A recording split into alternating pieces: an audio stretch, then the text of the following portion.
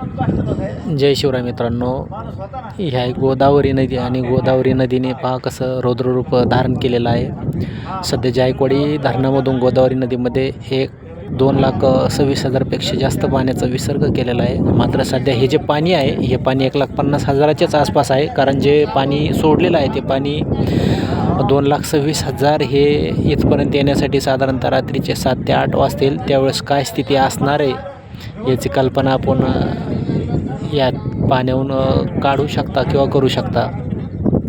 खूप भयानक संकट हे सध्या मराठवाड्यावर आलेलं आहे आणि शेतकऱ्याला या संकटातून कसं बाहेर निघता येईल हा खूप मोठा प्रश्न आहे.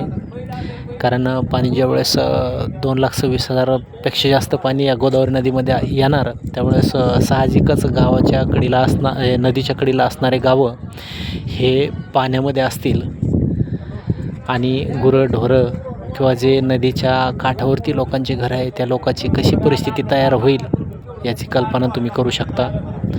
खूप गंभीर परिस्थिती आहे. पावसाने आता तरी उघडायला पाहिजे जेणेकरून शेतकऱ्यावरचं हे संकट कमी व्हायला मदत होईल.